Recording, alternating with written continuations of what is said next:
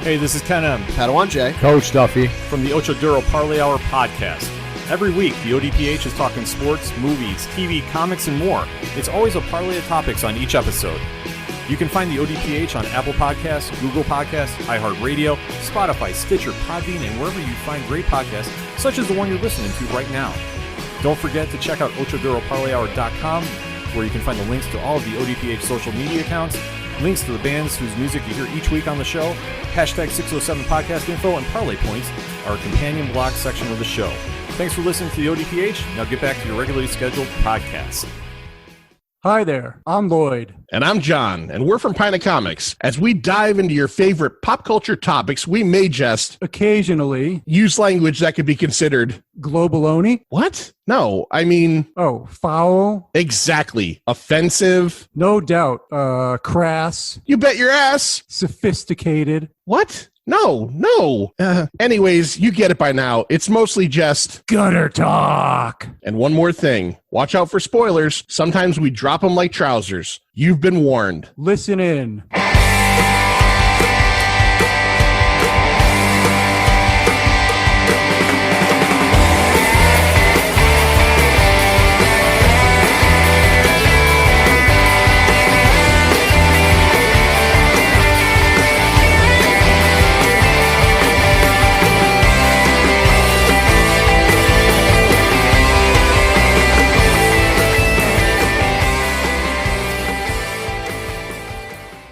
All right. So, Lloyd, I got a question for you. Do you ever have a song stuck in your head for like multiple days? Oh, yeah. All right. We're going to play a game real quick. I'm going to give you the band of a song that's been stuck in my head for 2 solid days. And I'm going to give you a chance to name the song. I'm going to give you 5 tries. Okay. This is a band that's been, pretty huge band, way more than 5 hits, but I want you to see if you could nail it in one of the 5. So the band, that song has been stuck in my head for days is Hall & Oates, Daryl Hall and John Oates. Okay. Okay. So, number 1, what's your first guess as to what Hall & Oates song is stuck in my head? Now, is this stuck in your head because you heard it on the radio? No, I don't know where it appeared. It appeared. That does happen. It appeared. And I've listened to it about 15 times in the last couple days, like on the drive to work on Amazon Music, and in the shower, I've got Amazon Music playing on my phone. I'm trying to exercise it by listening to it. And I think it's leaving, but I think this is a fun little exercise. So let's see if you can guess. All right. Well, there's so many Hall & Oates songs. Yep.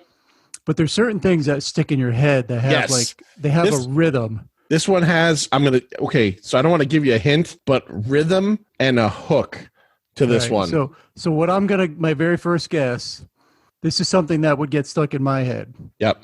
METHODOFLOVE. You got it in one shot. One shot. Oh, yeah. One shot. Yeah. Literally for 2 days now. METHODOFLOVE. It's a method of modern love. It's been in my fucking head. Daryl Hall lives in my left lobe, and John Oates is taking up residency in my, hypothalamus or some shit. Little Johnny. Yeah, little Johnny with his mustache brushing up against my brain core. Yeah. Yeah. I felt that's what it was coming right out of this computer screen. I knew it. You knew it. Wow. Well, we don't have to go through the next 4. You got it on the first shot. I'm going to write down here on my notes that the Manster. Sorry, I wasted. No. I'm going to write down here that the Manster scored 75 points out of how many possible songs that could have been. It could have been, because look, we're not going to lie. It could have been Maneater. That's pretty. Here she comes. It could have been Out of Touch. It could have been Rich Girl. That's a good one. Yep. Sarah Smile.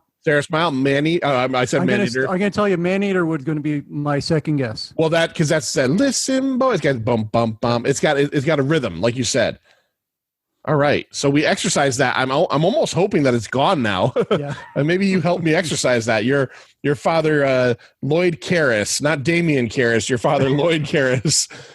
Watch out for the stairs, Lloyd, on your way home tonight, although you are home. All right. So we, the last, 4 years that COVID's been a thing, there hasn't been a lot of opportunity because there hasn't been a lot of like, news or kind of the opportunity for us to do what we used to call like a hodgepodge, a mishmash show where we just talk about a bunch of different things. And, we said, let's do that. So it's just me and the Manster tonight.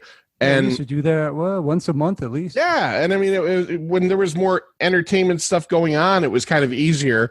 And there was like a big lull. There are a lot of podcasts. If you listen to a lot of podcasts, a lot of the ones that, we're not a show that does this, but a lot of the shows that would do new movie reviews constantly were kind of stuck doing retro movie reviews.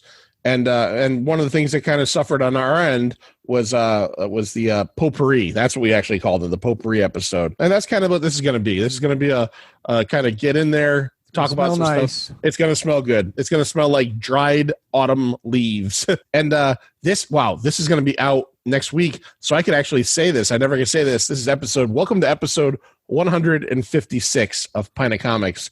Unbelievable. If we have not said it so far with our method of modern love talk, I'm John, and of course he's Lloyd, and we are the Pint.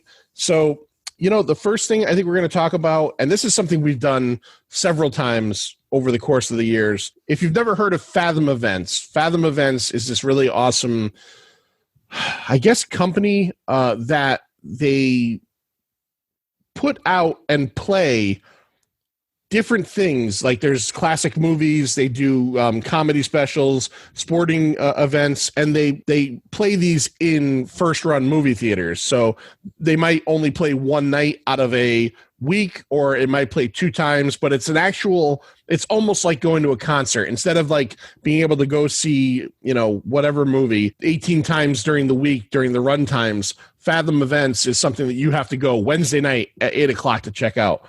Yeah. When's the last Fathom event you went to? Boy, that's a good one. I went to see Alien 40th anniversary last year with Lindsay. Oh, that's good. Yeah. And I had seen Alien the year prior in a theater too. Not in a theater. It was at Yale. It was at Yale. And it was in this like kind of like a lecture hall, but they had a big movie screen. But yeah, you've been to Fathom stuff, right? No, I haven't even been to one. Ooh, so I hate to admit that. Well, here's the thing. So we're going to talk about Fathom Events. I'll be the first to admit that I'm probably not going to be seeing any of this stuff because I'm still a little bit COVID shy, and we understand that a lot of you folks out there are, but there are some of you that have braved the theaters. And I guess this is our civic duty here on Pint of Comics to talk about what's coming up, Fathom Events. So I'll bring it up. I'll give you the dates and then we'll talk a little bit about it. And since Lloyd has never gone, we'll each say whether or not this is something we would go to. And there is one that I know Lloyd would go to for sure. 2, but one we're gonna have to put. I don't know. We're gonna have to put like your rubber underwear on for one of them because you're gonna get excited. So is it a long movie? It's not that. It's more of a sexual thing. It's more right. thing. Sunday, October 4th. Tuesday, October 6th, and Wednesday, October 8th. Now, that's the week this episode is coming out, so most likely all 3 of these might have already happened, but I thought in concurrence with stuff we've been doing videos on, this kind of fits in. Friday the 13th, the original... That's next week? That's next week, yeah. According to when we're recording this. When we're recording, yeah. And so Friday the 13th, 1980, 40th anniversary, restored and remastered on the big screen, 3 showings. So you could check it out again, October 4th, that's a Sunday, October 6th, the Tuesday, and then October 8th. I'm sorry, I think I put Wednesday. It's a Thursday, obviously. And remember, the times change depending on theater. So go to your theater or go to Fathom Events to find out about times, prices, all that stuff. The ticket prices are generally... so these are generally at local movie theaters? Yeah. Like when I go to them, they usually have them at the North Haven cinema. Like Wallingford, where I live, never does it. Somewhere I need to travel, No. This is go to Fathom Events, go to the one you want to go to, click on it, type in your area, your zip code, and it will tell you what theaters are showing it. All right. I think I might do this. Yeah. So you have me pegged as going to that? No, you wouldn't do Friday the no, 13th. No. I wouldn't You, do that. and funnily enough, you already saw it in the theater with me. We saw it at Cult Classics. Yeah. And we both slept through half of it. So, all right. So the next one, this is a good one. 30th anniversary, also restored and remastered. And if I was in the movie going, place in my head, I'd be there. Saturday, October 10th. My wife's birthday. Happy birthday, Lindsay. That's my anniversary weekend. Happy anniversary to you. Tuesday, October 13th. And then they don't usually do them this far apart, but 2 weeks later, Tuesday, October 27th, it is the 1990 Arnold Schwarzenegger sci-fi classic, Total Recall. So that I think that might be one you'd go to. No? That's a good one. It's been, actually I saw that on the small screen of recently. I was on cable or something. Total Recall. I don't think I would go see that in Fathom. Okay, I would. I don't know if I'd have to make plans to do it, but if it was like a lazy night and the world wasn't plunged into pandemic hell, I might say let's go see Total Recall. And remember, see you at the potty, Rick. I love that line.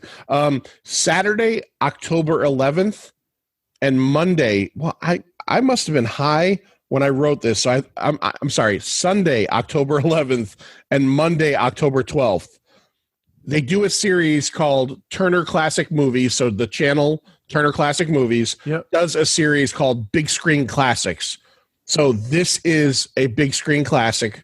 I saw Jaws on the 40th anniversary through TCM, and they also presented Alien on its 40th anniversary. This is the 60th anniversary of an Alfred Hitchcock classic. Lloyd, guess which one? 60th. Oh boy. Is that Psycho? Psycho. Yeah. Yeah. Now, I know I'd go see Psycho in the theaters. What about you? I would go see Psycho. Yeah. Yeah. Okay. That's a great movie. Great movie. I just recently picked up the Blu-ray and I've been meaning to watch it. I actually want to watch it with Lindsay. She's only a couple years younger than me, and I know that she's not as pop culture minded as I am, but I'm always hoping to get her into something cool, and it never works. We watched last night we watched Evil Dead 2, and she was checked out within 20 minutes. 20 minutes was like, oh, really? Yeah. She said, I'm having a hard time paying attention to this. I'm like, this is so fucking good. And she's like, yeah, I don't care. So I was watching something with my wife. I don't recall what it was. And she couldn't follow any of it. It was some horror thing. And I was enjoying it. And I had seen it before, but she just couldn't. She checked out so early. Yeah. I wish I could remember what it was. But the checkout happens when that phone comes up. Oh yeah. The phone comes up and all of a sudden, you see the thumbs going and you're like, check please. I will finish this meal by myself. That's when you start saying, oh, did you see that? Did you see that? Did you see when he cut his own hand off? That Lindsay did. She had enough interest and she knows enough about the character that when the demonized head bites his hand, she goes, is this how he loses his hand? I said, you got to wait and watch. You got to wait and watch, but she did not do either. So, all right, here's the big one, Manster. 3 days. All right. Yep. And I'm telling you, if you go, I beg you, just be safe. That's all I ask. Remember, wear a mask. Theaters are doing what they got to do to be safe. So Saturday, October 17th, Tuesday, October 20th, and Thursday, October 22nd. Turner Classic Movies, 40th anniversary, The Shining. Oh, wow. One of my favorites. I love the film. I love the book. I know Stephen King doesn't care for the film, but that's a great Jack Nicholson movie. Great Kubrick movie.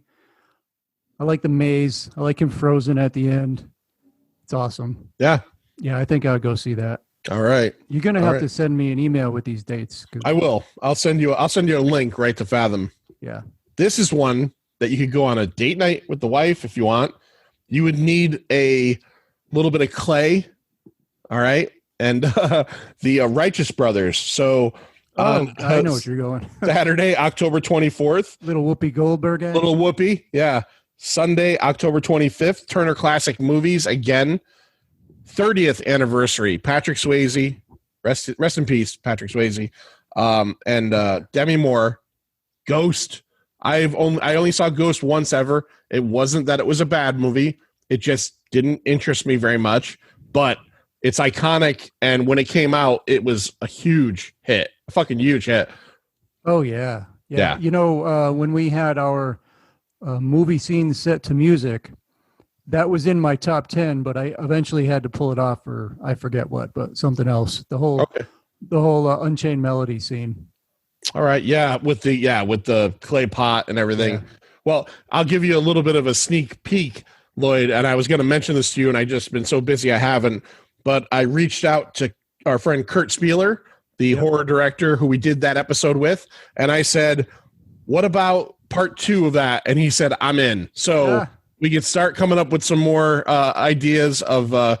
We did an episode with Kurt Spieler earlier this year that was our favorite movie scene set to popular music, which is what Lloyd was just talking about. And Kurt is excited to do another one. And there is enough out there to find, because since that episode came out, more, since that episode came out, I see things and go, fuck, that wasn't on my list. So we will be doing that. That was a good one. Yeah, that was a good one. I wish I had known more of some of the movies that Kurt had. Yeah, he had a lot more of the horror stuff that I hadn't seen. So yeah, well, that's the good thing about doing this podcast, man, is that we can get, kind of. I already asked Larry. We did the episode last week about the concerts, and his number one was the Misfits. I don't know anything about the Misfits, so I asked Larry straight out, "What album would you tell me to listen to?" He told me, and I'm going to check it out. Now, I told him, is it going to be my thing? Maybe not. But, doing a show like this and having guests on that we have, and also between me and you, it definitely opens my eyes to things that I wouldn't have had open before. Mm-hmm. I don't know if you feel the same way, but I hear people say things and I'm like, okay, that sounds cool. That sounds cool. And, you hear enough, like with Larry, the Misfits. And I'm like, geez, I don't know anything about this that's band. another group that I've just never really gotten into. And it's not that I don't like them. Same as you. I mean, I've heard them, but I don't know enough about them. I didn't listen to them enough. Yeah. I'll do that too. I'll do a little listen party with you. Yeah, we'll check it out. The Misfits album. There you go. I'll talk to you after recording. I had an idea for some stuff. So, all right, let's move on. Sunday, November 1st, and Monday, November 2nd, another film celebrating an anniversary. This is the 25th anniversary. This is a great movie. I love this movie. I've seen this movie a ton of times. Houston, we have a problem. What does that say to you, Lloyd? Is that damn it, Apollo? No, that's not Apollo. No, it 13? Is. Yeah, Apollo 13. Yep. Fantastic movie. True story. Tom Hanks, can't go wrong with T. Hanks. Kevin Bacon and the late great Bill Paxton. Yeah. What a great movie, and such strong human ingenuity in that movie. Yeah. Yeah. I mean, to get these guys back from the fucking far side of the moon, it happened. This happened. And great Ed Harris is in that. Oh yeah. Gary Sinise, just a great cast. Fried potatoes. That's Billy Bob Thornton. French fried potatoes. Yeah, you're right. Yeah. So yeah, all right. So Apollo 13. On this one will appeal to a lot of people, probably about 10 years younger than me, and 60 younger than you, Lloyd. Thursday, November 5th, and Saturday, November 7th, 30th anniversary of and I honestly saw this once or twice. I was a little old for it, but it's very popular. The Teenage Mutant Ninja Turtles live action movie from 1990. That is celebrating its 30th anniversary. In non-COVID times, I would guarantee that's going to sell out. COVID times, who knows what's going to do, but that's going to be pretty popular. It's that big, huh? Oh, that was, you know what it is? It's a nostalgia piece for kids of a certain age. So even if it's not even if they don't consider it great, a lot of them might consider it like a touchstone to their childhood. Yeah, okay. That kind of thing. Here's the other one that I know you're going to want to do. Sunday, November 8th and Monday, November 9th. This is also Turner Classic Movies.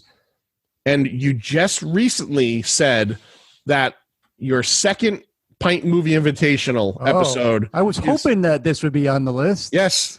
So what is going to be the subject of your second Holy shit. Pint Movie Invitational episode? Well, I would love to do One Flew Over the Cuckoo's Nest. Well, we are going to do One Flew Over the Cuckoo's Nest, and it will also be in theaters those nights. So, wow. So we should wait until after that and do a kind of a double review. We can throw it right on there. Absolutely. And I'm excited because, as I said before, I think I told you when we were talking. You've never seen it, right? I've never seen that movie. It's one of those movies that I'm kind of ashamed to admit it, but I've never seen it. So I'm very excited. And you recently binged the Netflix thing, right? No, I didn't. I was going to.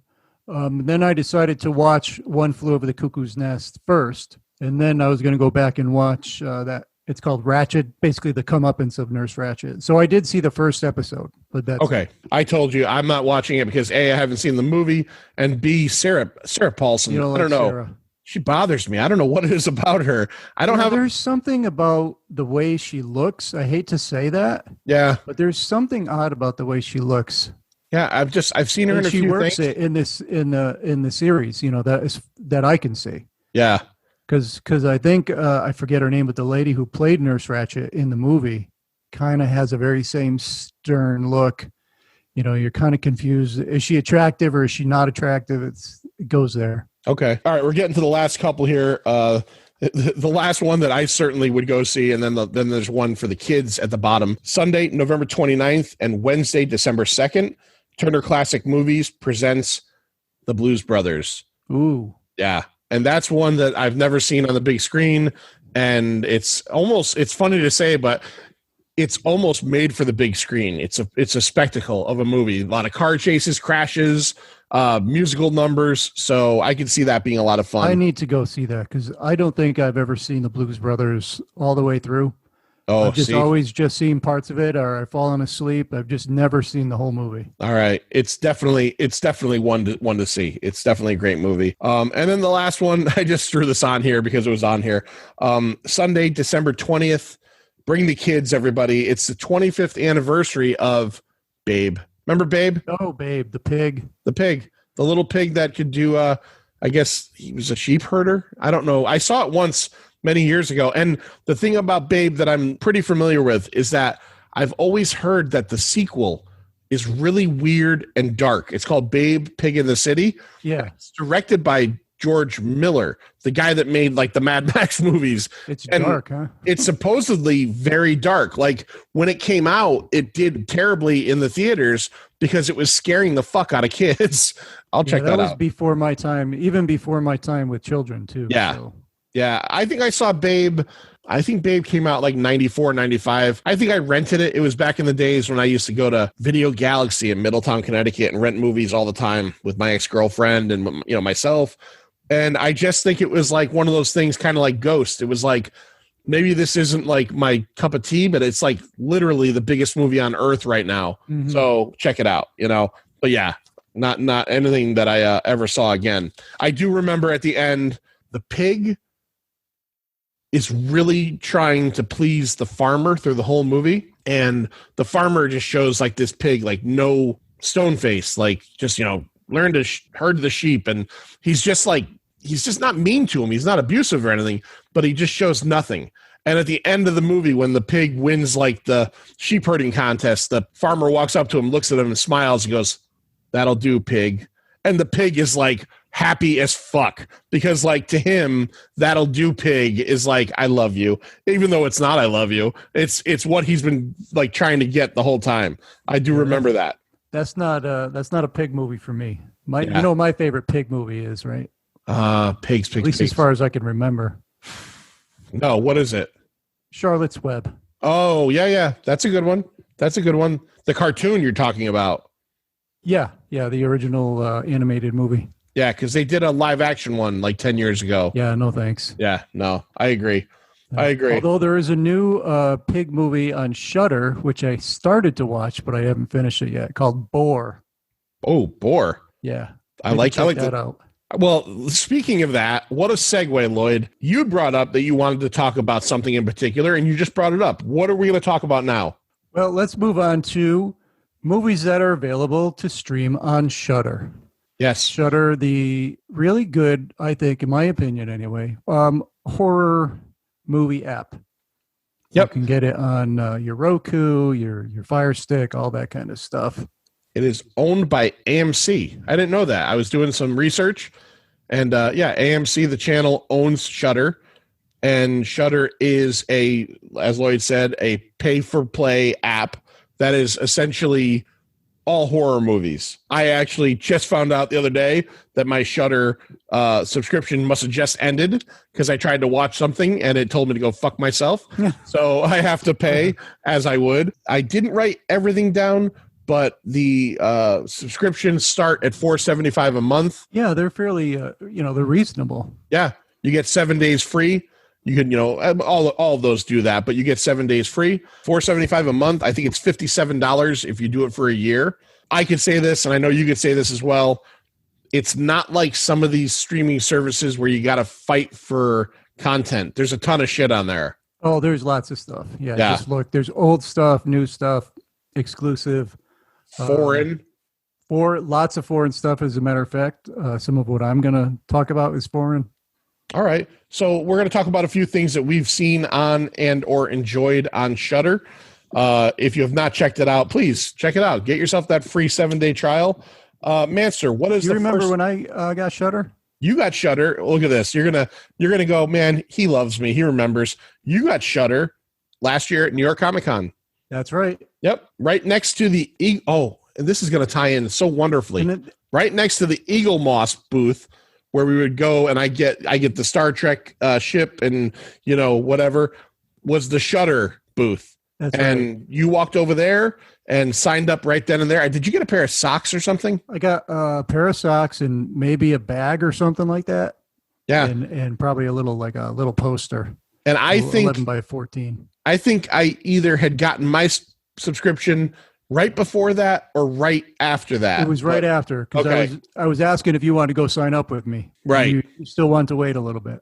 Yep, I did it. I think we did it when we got home. So yeah, see, I remember. I'm that guy. You know what? Really, yeah, you got it. You know what pulled me in was the Creep Show series that was on. Yeah, I saw the first episode. It pulled me in, but I was disappointed with the series. I watched them all, but I think it seemed like, what was it? Maybe the second half of each episode was like the better story. And some of them were just bad. Well, that's the case of any type of anthology, right? There's going to be ups and downs. Now, Creep Show was it an hour-long show with 2 half-hour segments? There was movies. No, I mean the show. Yeah, it was an hour-long show. Right, and then a half hour and a half hour. Yeah. I only watched the first one, which was the Stephen King story about the beer that made the guy. That was, I believe, called Gray Matter. Gray Matter, right? And that had Giancarlo Esposito, Tobin Bell, Adrian Barbeau. Yeah, how could you go wrong? Yeah, and it wasn't very good. And then on the second half of that first episode, it was nobody in it of any star power, but it was about a little girl and her dollhouse that was very creepy. And that one was pretty good. And for whatever reason after that, I just didn't go back. And well, that's too bad. There were still some good stuff. Yeah. But it was intermittent. It was getting a lot of bad word of mouth. And sometimes, I prioritize like my time. And if I hear a lot of bad word of mouth, I'm like, why am I going to waste my fucking time? Yeah. So, but I can go back. I'm going to get Shudder again. And it has been renewed for season 2. So, well, I hope they have a little more money that they could do something with the Crypt Keeper. Not the Crypt Keeper, the Creep, right? The Creep. Yeah. Yeah, that's what I mean. Yeah. Because it was terrible. They did. He never spoke. All he did was like maybe laugh a little bit. It was just, they didn't put any money into that at all. It was very disappointing. Yeah, I think that whole show was run by Greg Nicotero, who does I think you're right. a lot with The Walking Dead. He was in Day of the Dead. He's a huge K&B effects. He's a huge effects wizard. And I think he might have been like the central guy behind that. I could be wrong, but he definitely had something to do with it. And I do know a lot of people were saying this show could use like a budget hump because it didn't all look great. But Right. all right, so Lloyd, what was the first thing that you recommend that you enjoyed on Shudder? I'm going to save what I think are the better ones till the end. So I'm going to start with an older movie. It's got Denholm Elliott, Christopher Lee, and Peter Cushing. Written by Robert Bloch. Dracula's cock. Yes. Dracula's bifurcated cock. Yeah. All right, yeah. If it was like a Hammer movie, it wouldn't be Dracula's cock. It would be like Cock of Dracula. Yeah. No, I'm going to assume it's a Hammer movie and maybe it's a Dracula film. It is called The House That Dripped Blood. Oh, okay. All right. Now, it is an anthology. It is a UK, kind of movie. It's not really it's not like a horror movie like you would think of Dracula or something like that. But what it is, like I said, an anthology. There's a house, kind of like in the beginning of Wicker Man. There's somebody from like Scotland Yard. They come in, the detective, to investigate the disappearance of, I believe, an actress or something like that. So that guy gets to the police station, and then the officer in the police station just starts saying, "Oh, well, there's a little history behind this house." And then he starts telling the officer, the detective, and then it sort of goes into, it shows you the different stories and the different disappearances that have happened in this house. Okay. The first one being with Denholm Elliott. He's an author. He's like getting away on a retreat because he can't write. He needs something to like spur his writing, and he goes there with his wife or girlfriend or whatever it was, and whatever he's writing about starts sort of manifesting itself, and he's seeing like a creature and stuff like that, and the creature is kind of haunting him. And there's a pretty good story there. Then the next one is like a wax. It's got Peter Cushing, and another guy shows up at the house. He's staying. It's mostly people that come and they rent the house, and then they go into town, and there's a little wax museum, and there's somebody in the wax museum, like the bust of a woman that is a spitting image of a woman that they both had a relationship with. And basically everybody is drawn to this woman because she's so beautiful. And that is really a way to get people in there and kill them for the owner of the wax museum. So that's the second story. Then the third story is Christopher Lee. This is probably the strongest story in the whole thing. He goes in there with a young girl, his daughter, and they hire like a nanny, and then the nanny becomes like a school teacher, and they're trying to, just raise this girl. And there's something fucked up about the girl. So I won't get into what that is. And then the fourth story is when the actual story of the detective, he starts coming in, and that leads to the current story, which is an actor who's, I guess, if I remember right, playing a vampire. And then there's actually vampire stuff that happens in the house. All right. It's a pretty cool little 1971, little anthology movie. I enjoyed it. And even though there's 4 stories there, it's probably 82 minutes long because it's like your standard like 90-minute movie. Yeah, old movies tended to be short. It seems like. Oh, actually, it's 102 minutes. Oh, all right. Well, that's still not crazy. Yeah. I'm going to check that out. All right. This isn't a movie, but this is an original series that is on Shudder. So they do have, like we said, Creepshow is originally a Shudder series that is on Shudder only. This is called Cursed Films. This is a 5-part documentary series that I watched a couple months ago. Very interesting. I'll be honest, some of the episodes could have used a little editing. Some of the episodes, the story kind of ran out before the time of the episode ran out, if you know what I mean. It feels padded. Yeah. But it's still worthwhile watch. Half hour, 40-minute episodes maybe. And it's essentially about cursed films in Hollywood, movies that have a reputation for having bad stuff happen on Something around. Like The Crow. Well, yeah, there we go. So The Crow is one of the episodes, which obviously deals heavily with the death of Brandon Lee. The Exorcist, which, that movie just scared the shit out of everybody. Yeah, that movie was insane. Yeah, and weird stuff kind of occurred on the set, and there was a whole thing about in that. I don't want to go too far into anything in case you want to watch it, but there's a scene in The Exorcist when they send Reagan to the hospital to have like all these EKGs and stuff done, and in the scene they used actual, I think, a doctor and his actual nurse crew to actually be the nurse and doctor in the scene. So they filmed it in a real hospital. The guy who plays like the head nurse was a murderer in real life. He's in the movie. He's in the fucking movie. And like a year or two after the movie, I can't remember, he was gay and he killed his lover and he kept calling the cops trying to confess. It was really weird. Oh my God. So yeah, he's in the fucking movie. Also, which vampire movie was that Ed Wood, where they were filming the vampire movie, but the vampire that they hired was really a vampire? Oh, what was that? That was with Willem Dafoe. Shadow of the Vampire. Shadow of the Vampire. That's right. Yeah. There's an episode on The Omen. There's a bit about, I can't remember whose plane it was. Gregory Peck, maybe, was the last person to sign to be in The Omen, and he had to really think about it because, you know, his religious beliefs, and like people were saying this movie's got kind of like a stink about it because of what it's about. And I don't remember if it was him or the writer, but someone's plane got hit by lightning on the way to England to film. So like more weird shit. Poltergeist, which if you know anything about Poltergeist, you know that was, you know, widely considered cursed. And then Twilight Zone, the movie, which Vic Morrow got killed on. And that's an anthology, but they focused entirely on the Vic Morrow thing that one episode, because that's where, you know, he died. 2 little kids died. Cool series. Again, like I said, there's a little bit they could have edited a little bit better, I thought, but it was pretty cool. So, all right, I've seen it in there. I put it in my watch list. Yeah, check it out. I haven't gotten around to it yet. I definitely suggest it. Check it out. All right, so the next one I'm going to talk about, this was one I watched, maybe 4 or 5 weeks ago with my family, actually. So it wasn't a super scary or gory movie. It wasn't necessarily a great movie, but it was really fun to watch. And I think I might have mentioned this to you before. It's a movie from Thailand. It's called The Pool. I don't know if you talked about that one or not. So it was directed by Ping Lupralong.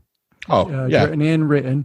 And then there's 2 credited actors. Thiridash Wangpuapapan. Wow. Ratnaman Ratchatiritham. Yeah, that's my middle name. So if I remember right, it was like there's a film crew, and they're filming in this, I guess it looked to me like an abandoned diving pool. Like maybe it was used for the Olympics some year. Right. And, you know, these things are like 6 meters deep. All right. So that's like 25 feet to you and me. Yeah. All right. And so they're doing like a film shoot in there. They had it filled with water, and they were doing some underwater filming. It was really neat. And the guy who was really, his job was to like clean everything up. So he's in the water floating on one of those little floaty life rafts kind of things. And they're all telling him, all right, we're all set. We drain, we got the pool draining. So go ahead and do your thing. And the guy falls asleep on the raft. So when he wakes up, he's about, 6 to 8 feet below the top surface of the pool. And there's no ladders to get out. Oh, fuck that. I couldn't watch this. I'm claustrophobic as fuck. So basically, he's got a dog, and he's got a girlfriend that was there, but she left. And so eventually and then you see there's a random newspaper blowing around, crocodile escapes from such a place. So a crocodile does fall into the pool. There's a lot of tension because the crocodile and the dog are sort of facing off. The crocodile slips over the edge into the pool. The guy's in the pool. The water eventually drains. At one point, the guy falls asleep, and the crocodile is sort of munching on his leg. That's actually how the movie opens. And then then it backtracks and it shows you all that. But the whole movie is missed opportunities for this guy to get out of the pool. There's always some little thing that happens that could have helped him get out, but he couldn't. And he goes down the drain, and he goes through the drain pipe, and he finds his other area where the water drains to, but he still can't get out. And then at one point, his girlfriend comes back, but he's fallen asleep.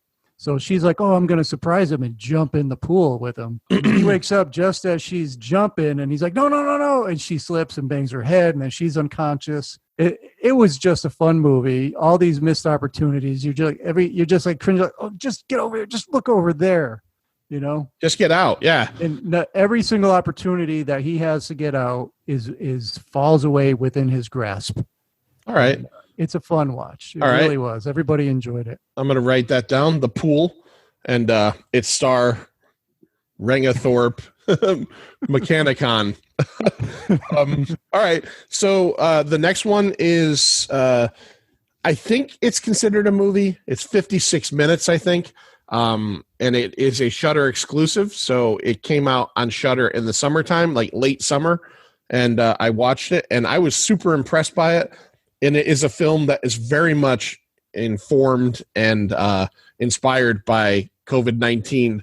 It is Host. Have you seen Host yet? I have not seen that yet. Yeah, I want to check that out. Very good short movie, completely filmed on Zoom. So what we're doing right now to record this episode is exactly how the movie is made. There is really no effects to be talked about. If there are scenes where, like, let's say a character has to go into another room, they pick their laptop up and use the camera to go in the other room. The conceit is it's 5 girls and a guy. I think it was 5 girls. They're all, yeah, they're all friends. 2 girls and 1 cup. They're all friends, and they decide to have a seance over Zoom because they're bored. Yeah. And without getting too far into it, shit gets real. And wow, there are some really good practical things done in here effects wise. There are some really good scares, and it's really well done. I could imagine with the little camera, little box that you're looking at, you can do stuff within the box, like from the sides or whatever. Yeah. How was the sound quality in that? Good. And it was, they did it, I'm sure, partially regularly, how Zoom happens to, cut in and cut out here and there and drop a little bit when one person talks over another. There are moments like that in it where, one character talks and they shut down because somebody else is talking, or, can you see me? Can you hear me? The bullshit we go through with all the time. All right. So that's Host. That's my suggestion for Shudder. Lloyd, what do you got next? That sounds good. How many you want to do? Like 3 or 4? I did 3. I could do 4 though. All right. I'm going to do 4. I'm just going to say one real quick. I won't say much about it. It was called The Beach House. A guy and a girl in a beach house. Looked more like a big lake to me, but anyway. And the girl goes downstairs after they were upstairs, doing a little something, and like there's somebody in the kitchen. It's like this older woman. And I don't like shit like that. I don't like shit like that at all. And then they show like a creepy view where you see her from behind, the lady in the kitchen, and she's like shaking or she's rocking back and forth, and it looks real creepy. I don't like that. But it ends up being friends of the owners of the house. So eventually that woman's husband comes in like with groceries. So now you've got 2 couples in the house, this older couple and the younger couple. And they basically don't really know each other, but they know, a common friend. And then they just start all talking and doing some edibles. And then it gets fucking like Lovecraftian in the end. I was going to say, is this going to end up with like a fucking like grandpa, grandma, younger couple foursome? Because I don't want to see that. I kind of thought it was going there a little bit, but it didn't go there. Yeah. But like I said, they did some edibles, and there is some like maybe hallucinating. They're seeing things, but there really is something out there. Like I said, it's Lovecraftian. There's one scene where I think a girl's foot gets all fucking weird shit going on. It's pretty gross. I could be very wrong about it, and if I am, I'm going to edit this so you people never hear it, but I'm pretty certain that our friend Brian Spears from the Mobile Horror Companion, who is an effects artist and makeup artist, I'm pretty certain he worked on that. Oh, if he did, I didn't see his name, or I've forgotten that I've seen it. I would have mentioned it sooner if I had known that. there's a very good case you didn't. Shout out to Brian. And if you didn't, this is out. And if it is, hey, look at that. You got to hear something in a podcast that might not have made it through if it was not a fact. That's right. All right. So my next one was a film from 2018. It was a Shudder exclusive. And I believe it is still on Shudder. I saw it probably about a year ago. I really enjoyed this one. If you were a fan of Stranger Things, the aesthetic of Stranger Things, not necessarily all of the, weirdness and almost like you said, the Lovecraftian nature of like the creatures and the Upside Down, but of the idea of a group of friends in the 80s getting together and having fun and having adventures. I suggest a film called Summer of '84. Oh, yes. Yeah, I know you saw this one too. This is essentially, it's 4 or 5 young kids. The main kid lives next door to a cop. This is kind of like the guy, he's lived next door to him for years, known him since he was a little kid. He's a cop. He's kind of a, kind of a chubby guy, kind of like the town nice guy. But the kid becomes obsessed with the idea that, well, there is a serial killer in the neighborhood, and the kid becomes obsessed with the idea that the cop is the serial killer. Yeah, he thinks the cop is doing it. So it's one of these movies where the kids are investigating the crime. And, I think it did a good job of keeping you in the dark as to whether or not the cop was or was not a killer. You do get a definitive answer at the end. And it's got a really kind of like, without telling you what the movie, what happened story-wise, it has kind of like a downer of an ending. Right. It starts out, it's like a light horror movie. Yeah. And then when it ends up, it gets pretty dark. Yeah, it gets pretty dark. And but I really enjoyed it. It's not supernatural. It's not anything like that. Good young cast. A lot of people. I wasn't a fan of it. Netflix has those movies, The Babysitter. The kid who plays the main character in The Babysitter and The Babysitter 2, I didn't write the actor's name down. He's one of the kids. He's not the main kid. Yeah, it was a good movie. I enjoyed that. Yeah, that was good. All right, what do you got? All right, I'll do one more. This is the most recent one I've watched. I actually finished watching it today. Oh, okay. Because I wanted to see this when it came out, which is very recently, and I did. So I watched it, and I was happy with it. So it came out on October 1st on Shudder. Oh, yesterday. Yep.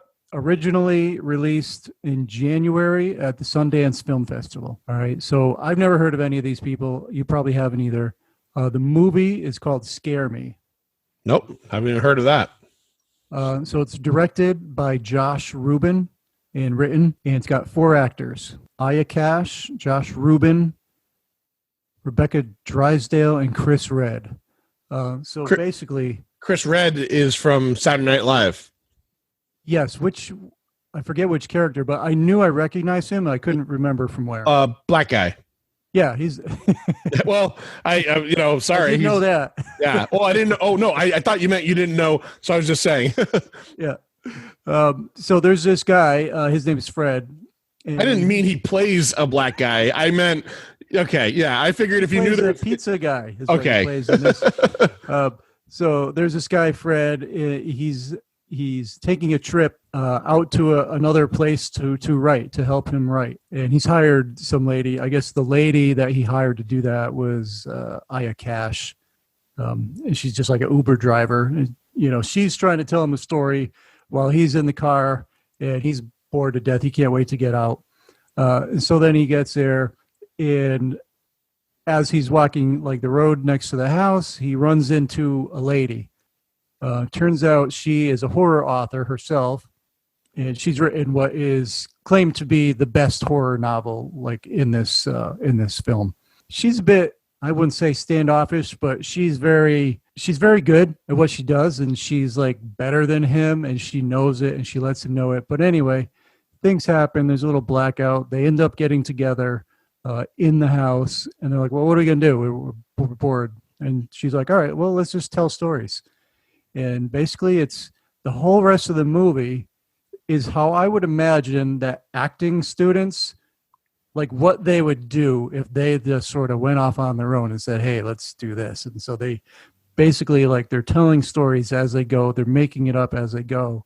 Okay. Sort of acting it out. And the guy in the movie, Fred, he's clearly not the best writer idea guy. He's saying things, and he's pretty good at the acting part.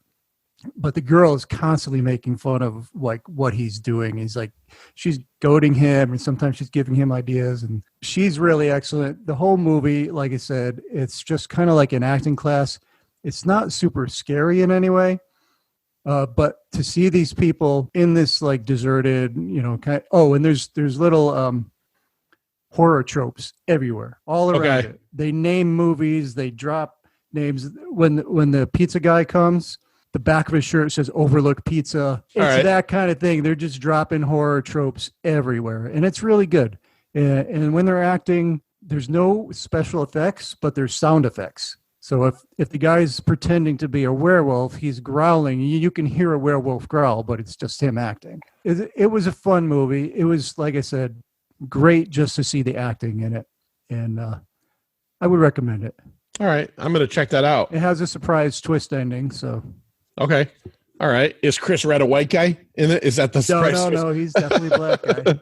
No, he's funny. He's been on just like any good porn, he comes in and he joins in what they're doing. The pizza guy in a porno, He's not there to deliver pizza. He's there to get balls deep in something.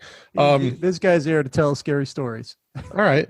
My last thing, Shudder. It's a Shudder, I think, exclusive as well. Came out last year. I saw it this year. I saw it a few months ago, as a matter of fact. It kind of ties into one of our episodes. So we did the Pipe Movie Invitational with Scary Larry, 2 years ago, a year and a half ago, about Nightmare on Elm Street 2, Freddy's Revenge, the queerest horror movie of all time. And I watched Scream Queen, My Nightmare on Elm Street, which is the documentary that is all about the actor Mark Patton, who played Jesse in that movie. Mark Patton was a young rising star, closeted homosexual in the 80s, trying to climb the Hollywood ladder while hiding the fact that he was gay. And he then stars in this movie that is just, if you don't know about Nightmare on Elm Street 2, it is just steeped in like homosexual undertones is kind of a bad word. It's overtones. It's overtones. But this is really, Lloyd, did you watch this yet or no?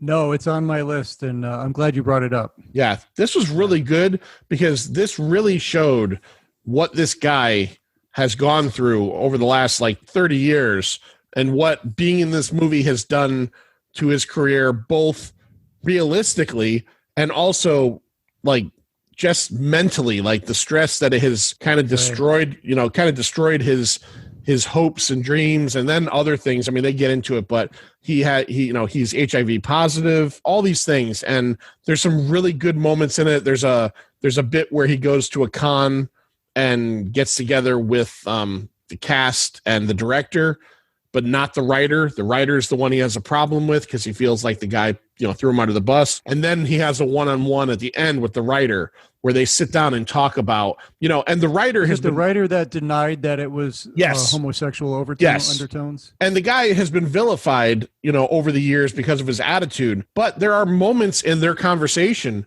where the writer is very genuine and kind of comes across as saying, yes, I understand what this did to you, but, I didn't set out to do that. And they have this moment, it's not a spoiler. They kind of have a healing moment where, who knows where it's left in the end. It's probably an hour and a half long, and it's really interesting. And if you have not seen it, I strongly recommend it. It's Scream Queen, My Nightmare on Elm Street. It's a documentary all about Mark Patton, and very cool. Yeah, I'm going to check that out. He actually ran away from Hollywood and lives in Mexico. Like he ran to Mexico essentially to get away from... He came back at one point and didn't even know that Nightmare on Elm Street 2 had this kind of, not huge, but pretty big turnaround where they're they go to, I can't remember where it was. It was Vermont. These two drag queens have a movie show at a theater, and they show Nightmare on Elm Street 2 as a feature, and all these drag queens and just, you know, LGBTQ people come and celebrate it. And like, they make jokes. They're like, you know, I can't remember one of them, but like, this is queerer than I am, you know, like this movie is the queerest thing in here and we're all in here. You know what I mean? It was very cool. It was when very you watch cool. that, it's just so hard to believe that people didn't get it the first time around. Yeah. I'll bring this up real quick. So I'm a patron of the Countdown movie podcast, and we had Paul on recently, and that'll be coming out soon. We talked about 1917. Paul's a big horror movie fan, and his podcasting partner Wayne does not like doing the horror movies. So as a patron, I get to choose a movie they review, and I picked Nightmare on Elm Street 2. Yeah. I figured, you know what, let's hear someone else's opinion. And especially if Wayne has never seen this before, I want to hear someone's opinion, like solidifying, like, holy shit. They didn't put that out yet, have they? I don't know if they've recorded it yet, but it's coming. But you have to be a patron to hear that. I'll let you, you'll be able to hear mine. So all right. You'll be able to hear mine. But sorry, Paul and Wayne. All right. So let's move on from Shudder. Let's kind of finish the show off with, let's talk a little bit about Pint O comic books. Let's talk about maybe a couple of comic series that we've been enjoying, maybe just a few little, you know, different titles here and there, and what you've been digging about them. So I'll start this one. I'll go first. I'm going to start with a Marvel book. All right. It's currently on number 7. So if you go to the comic stores, if you go to BoomTube Comics over at 1475 Meriden Waterbury Turnpike, hey, you got it right, in Southington, Connecticut, you can find it there. But it is Thor, the current volume. I don't know what volume it is, 5, 6, 10, 15. It's written by Donny Cates, who is known for Redneck, and he's also been writing Venom and Carnage and that whole Null thing, which I don't pay attention to any of that, but there's a big symbiote thing going on in the Marvel Universe. It's drawn by Nick Klein, who has done Winter Soldier for Marvel, and he did a book that I've never heard of, but maybe you read. It's an Image book called Dancer. No, I don't even know that book. So this is on issue 7 now, and the quick rundown is, as Jason Aaron's Thor run ended, it ended with Thor becoming King Thor. He is now King of Asgard, and this run starts, and I'll give you the very basic plot element of it. Thor is King of Asgard. He is very bored. He is noticing that he's still worthy. He can pick up the hammer, but he's noticing weird things like the hammer's heavier. He's having a harder time lifting it and controlling it.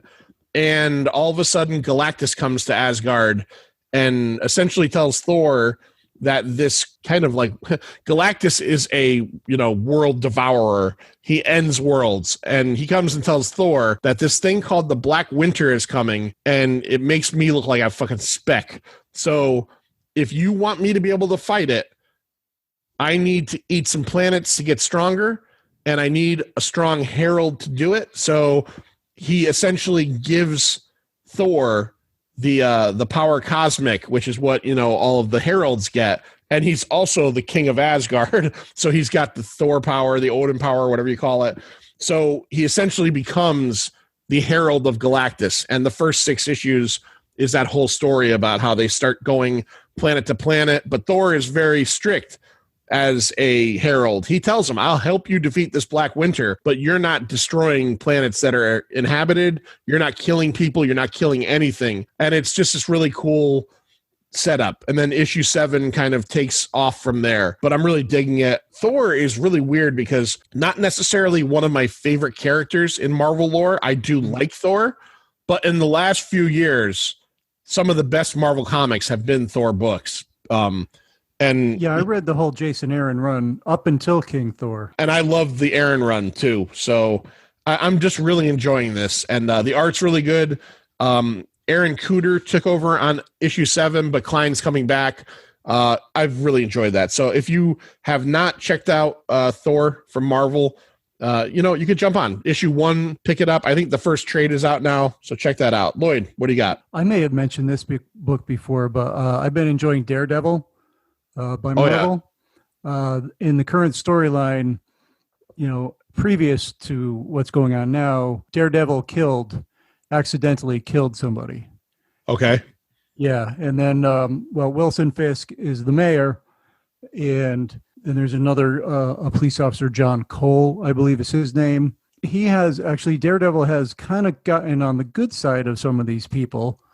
However, he is now being tried for the murder of this person as Daredevil, so he doesn't have to take off the mask or anything. And obviously, Foggy Nelson is, going to be defending him. It's a really interesting storyline. This whole Chip Zdarsky run. Yeah, I've really been enjoying.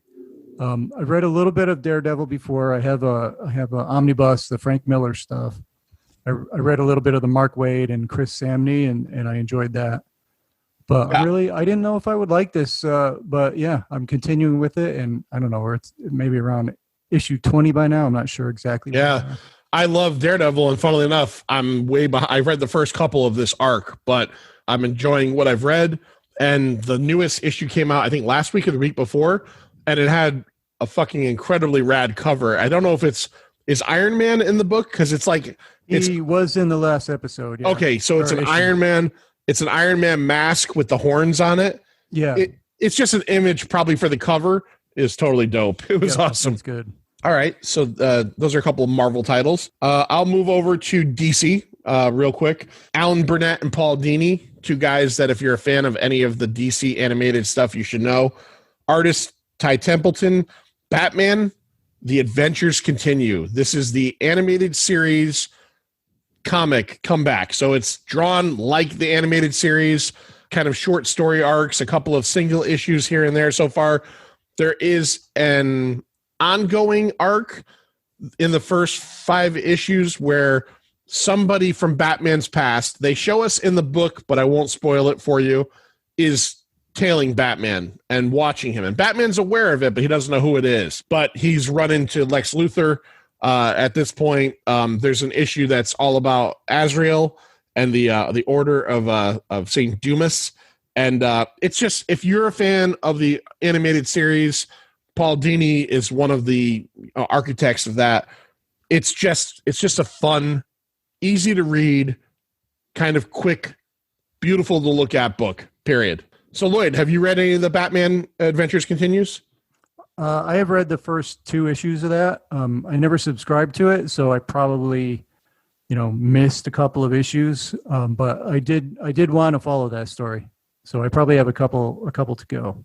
Okay, all right. What's your next? What book are you? What's blowing your skirt up? I'm gonna go with an image book by my best friend Jeff Lemire, and drawn by Andrea Sorrentino, called Gideon Falls. This book is coming to an end. It started out as there's a guy, Norton Sinclair, and it dealt a lot with kind of like mental illness and things like that. He was obsessed with a barn, and he was picking up pieces of wood and nails and stuff. Then things aren't what they appear to be. He's not really who he thinks he is. Now the whole story is interdimensional. There's priests in it, and then all of a sudden, like the priest, there's a being taking over. I don't know if you could see, some crazy looking. It's like really, really cool art and this mouthy face creature. This issue is 25, and I just recently saw, I think in the latest previews, the final chapter, the final issue is coming. So it's probably got about 2 or 3 more. All right. So if it comes out, I'm sure it's already, a few trades already, but it's a good one to check out. G.I. Gary reviewed the first issue on on www.pintofcomics.com. So, and that must have been like 2 years ago if it's on 25 now. Yep. Oh, all right. My last one, and I talked about this a little bit on this week's radio show. So if you're a fan of the radio show, I was on it this week with Sir John, and I talked a little bit about this. It is IDW. It is written by Paul Aller, who has done TMNT, and he's done My Little Pony, Friendship is Magic. Art by Chris Evenwho. I don't know if I'm saying that right. Evenwho. He did art for Winona Earp. This is the newest iteration of G.I. Joe. Now, this is a massive reimagining, and I'll be honest, I read the first 2 issues and was going to drop it. I read the 3rd issue and did drop it. Oh. Then you came back. But then I saw the cover for the 4th issue and said, all right, I'm going to give it another shot. I got the 4th issue, didn't read it. 5th issue came out, had to get that because what if I like the 4th issue? 6th issue comes out, blah, blah, blah. Before this became something that went on for a year, I read issues 4 through, I think, 8 the other night in one sitting. And I got to say, I was totally wrong. So the idea of this book is Cobra is essentially Apple. Cobra is the world's biggest and most advanced tech company out there. That's how this all starts. Well, before the book starts, we start when shit has already happened, but we find out slowly as the book goes on. Cobra was this giant tech company. Cobra Commander is the CEO. They move from, TVs and dishwashers to eventually doing armament stuff, so military stuff, and they start to make these bat troopers. If you know G.I. Joe, you know what the bats are, and they start supplying them to countries. So this country needs, 1 million bats. We're going to give them 1 million bats for their armory. They're automated soldiers. They have enough of these soldiers in all these different countries' armies that they suddenly start to turn them on these countries and slowly take over the world.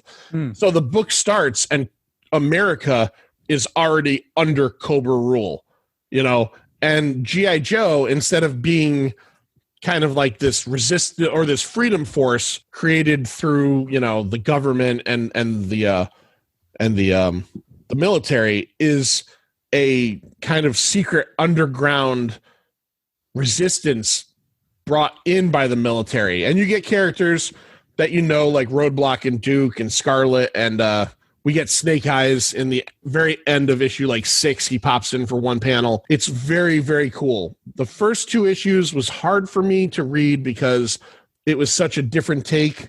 And I'll be honest, I don't have a problem with diversity. I really don't. I like diversity. But it almost felt in the first 2 issues forced. But as you read along, it is not. It wasn't me being closed-minded.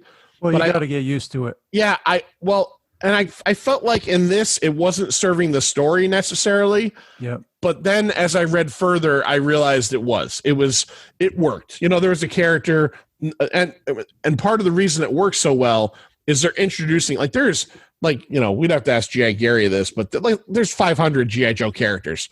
They're introducing brand new characters in this book all the time. And I think that's cool because instead of taking existing character and, changing them for some reason, they're actually taking and creating characters that, if there's a kid out there that hopefully someday can get, this figure of a G.I. Joe character that is, whether it's Middle Eastern or African American and it represents them, it's not like that was changed for some reason. It seems like to me it's just natural. It's natural. It should just be diverse, just like the world is. Exactly. I always fear talking about this stuff because I feel like it's going to make me sound like a bigot or something. I'm certainly not. No. But yeah, there are some changes to some existing characters that are very interesting, but turned me around. I got to be honest. Paul Allor is a good writer. I don't think I've ever read anything by him before, and I'm really enjoying this. So that is my last comic suggestion. Lloyd, what's yours? All right, I'll go with one more. Last year, I was really into a book which is still coming out. I think it's got a couple more, called The Plot. Oh yeah, yep. And that was by Vault, indie small comic publisher. They put out an imprint, I believe this started last year, called Nightfall. And it's basically more horror type stuff. So this year, this one just came out this week. It's called The Autumnal. And I don't know who these people are, but written by Daniel Kraus. Artist is Chris Sheehan, and colorist is Jason Wordie. It's really nice. I mean, I like all the art in this. It's a story of a mother and daughter. The daughter's having some issues in school. She maybe there's a little mental health going on in there as well. She maybe bullied someone in class, or she said something. She's like, "Well, she was asking for it, Mama," and she calls herself, "I was Mistress Explosion Destroyer again, even though I said I wouldn't be." So there's things this child is dealing with. Right. And as the story goes on, you see that the mother had dealt with some of her own demons, and they make their way into this town, and it's because her mother is dead, and she's going to like inherit or see the house or something that she has. In the very last issue, the last page of the issue, she uncovers her mother's body in a coffin, and it's like it has vegetation growing out of it and leaves and stuff. So that's the autumnal. All right. Really interesting. I'm looking forward to reading some more of that. The autumnal. I like the name. Yeah, it's a good name. It's a good name. All right. So that was a good episode. I think we just wrap it up there. Lloyd, is there anything else you got on your mind? No. I just wish fantasy football would just end this year and just call it off. Yeah. Well, all my guys are injured. Nobody can play. It's crazy. The amount of injuries in football this year. I don't know if you're following it at all. I have not been due to work, but I mean, what do they expect? These guys are not conditioned. Yeah, they've missed the preseason, all their conditioning. They're throwing them in there. People are dropping every single week. And I'm talking maybe 15 to 20 guys every week are going down. Yeah. Well, it goes to show these guys aren't superhuman. They're trained and conditioned athletes. And when you take that condition part out of it, you can't do it. You physically can't do it without snapping something or breaking something or fucking something up. All right, Manster, why don't you give everybody where they can find us? Oh, I'm gonna have to do this from heart. I don't have it written down here. Pino Comics, www.pinocomics.com, where you can read a bunch of articles and reviews. Stitcher, Spotify, iHeart Radio. What else? Where's another place? We're now on Amazon Music. Oh, okay. Amazon Music. They just started podcasts 2 weeks ago, I believe, and I went through Libsyn and applied us to be on it, and we were on it in like 15 minutes. Excellent. I know we're in Google Play, although I don't think that's that anymore. That changed over to YouTube. Oh, Google. If you had your Google Play, it's now YouTube Music, so it's probably YouTube Podcast. Maybe, I'm not sure. You can find us everywhere. That's all. Everywhere. Wherever you want to look, we're there. That's right. And then let's see, social media. You got Facebook and Twitter is Pinto Comics, @Pinto Comics, and Instagram is @pint_o_comics. And you can listen to Sir John on the radio on WESU. What is it? .fm or .org? WESUFM.org. That's it. I didn't have them in the right order. On Sunday nights at 6:30. Yeah, and two more things I wanted to say real quick is if you have not been checking us out, and we're going to get Lloyd on eventually, but Scary Larry, Stu, our friend Stu from out in Pittsburgh there, and myself have been going through the Friday the 13th films, and we do an episode review probably once every 2 weeks on Facebook Live. We have done the first, second, and third movies so far.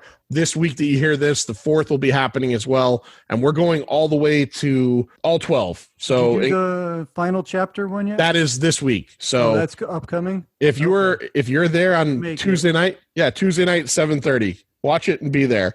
We will be talking about that. And then one more thing, because it just came out this week. Our buddy Brian Birdsey from Satanic Panic 81, who was on about 8 episodes ago. His new album Mara just came out. It is out now. There's 300 copies on hot pink vinyl. If you go to satanicpanic81.bandcamp.com, you can check the music out. You can check merch out. You can get yourself a hot pink vinyl.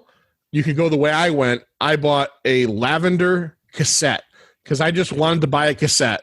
I don't have a record player. I don't have a cassette player, but I just wanted a cassette. I haven't bought a cassette probably in 25 years, and I thought it'd look pretty cool. So excellent. Brian does great music, and he does the opening and ending themes to our Scary Larry episodes. So if you like that music, that kind of atmospheric stuff, and you dig that, please check him out. He's a great guy, a good friend of the show. Lloyd, good stuff. Say the words. See ya. It's over, Johnny. It's over. Nothing is over. Nothing! You just don't turn it off!